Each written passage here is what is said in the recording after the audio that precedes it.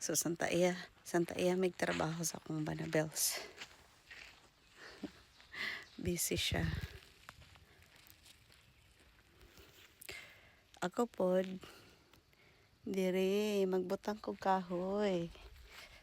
While magsulod kog kahoy diri. Isulod na to ni mintar sa ulan din. Okay?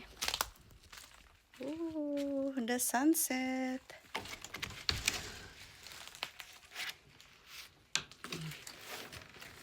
Can open this one. What a pretty lady. Yeah. Sus, daghan pag nagkakahoy diri oh. Diba? Oh. Like,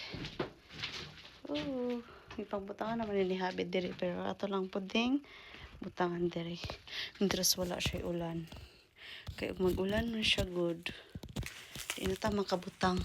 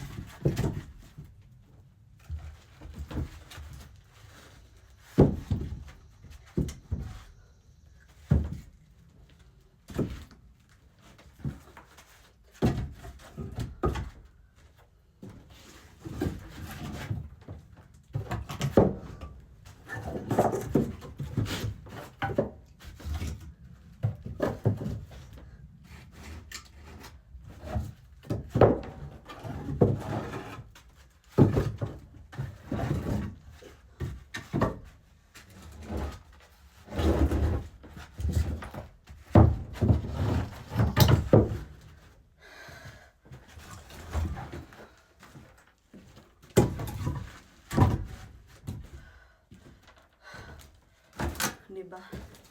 Nag-ready na ta para winter. Nice kayo ang atong sunset. So ang kahayag taman pa ni og 8 PM. So karon kay 6:31 na. Nice kayo. Gihangak ta gihangak. Okay.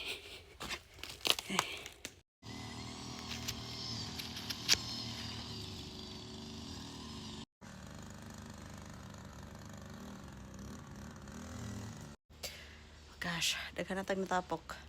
Ano na ito na i-arrange. And then, hayag pa. Alas 7 na.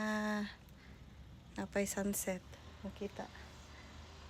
Alas 7 na diri sa gabi. I just check my garlic and then dako na siya. Well, atong habi diha nag-blower sa mga dry leaves para maabot dito sa pinaka daplin.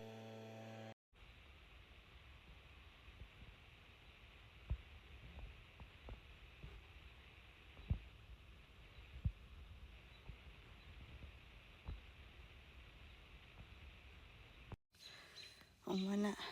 Dili ta dali mahuman kay sige pataog relax no hangak man. Dako-dako na biya pag-agi din hi. Oh, di ba? Napayhag na. Naadiri tanan sulod. Oh. Di gansi sa biyahe. Mintras man gud wala gaulan kay sayang pag maulanan bitaw ni imbis na kuan na kana uga na maulanan.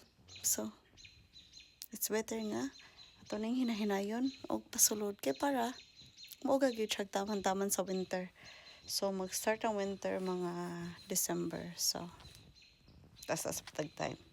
Mahuman ra lagi nagsulod kadugayan. So anyway, this is for today's video and thank you for watching and see you on my next video. God bless and I hope that you will stay tuned and I will see you. Bye.